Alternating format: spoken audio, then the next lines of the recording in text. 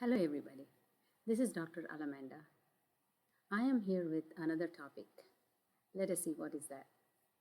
మీరు ఎప్పుడైనా మీ పిల్లల గురించి స్కూల్ నుండి కానీ లేకపోతే బంధువుల దగ్గర నుండి కానీ ఎప్పుడైనా ఈ పిల్లోడు చాలా అల్లరండి, ఒక్క దగ్గర కూర్చోడు, ఒక పట్టాన ఉండడు, ఎప్పుడు ఏదో ఒకటి చేతిలో పట్టుకుంటూ ఉంటాడు, విరగొడతాడు. లేదా మీరు ఎప్పుడైనా మీ పిల్లల్ని అసలు హోంవర్క్ అంటే నీకు గుర్తుండదా, హోంవర్క్ చేసుకోవా, ఆ బుక్ బ్యాగ్ ఏంటి అంత భయంకరంగా పెట్టుకున్నావు, ఆర్గనైజ్ చేసుకోలేవా, ఇలాంటివన్నీ కూడా మనం వింటూ ఉంటాము, చూస్తూ ఉంటాము. ఖచ్చితంగా చూసే ఉంటారు కదా. ఓకే, సో ఇది చాలామంది ఏమనుకుంటారంటే ఆ పిల్లలకి డిసిప్లిన్ లేదు, ఇంట్లో సరిగ్గా పెరగలేదు, బాగా అల్లరోడు, కావాలని ఇలా అల్లరి చేసి చెడిపోతూ ఉంటాడు అని అంటారు. కానీ అది ఎంత మాత్రం కూడా వాళ్ళు కావాలని అల్లరి చేయడం కానీ లేకపోతే ఇంట్లో సరిగ్గా పెంచకపోవడం కానీ అని మాత్రం కాదండి. దాన్ని ఏమంటారు అని అంటే ఏడిహెచ్డి అంటారు.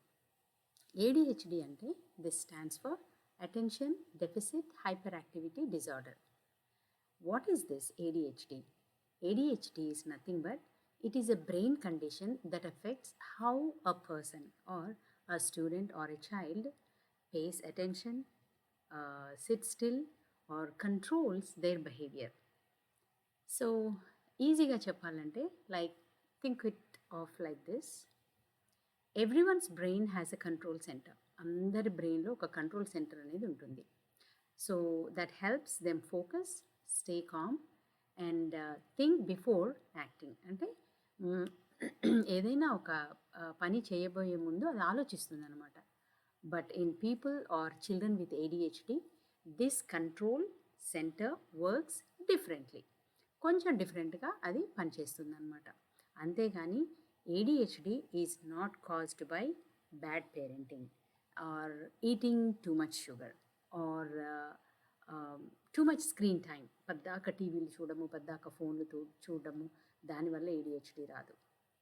Then laziness or lack of discipline or poor character. So ADHD is not caused by all of these reasons. ADHD is a medical condition that people are born with, just like people are born with like diabetes or asthma. Okay, so hereafter if anyone says that okay, your child is purposely he's behaving like this or having a behavior issues, that is definitely caused by ADHD. Thank you.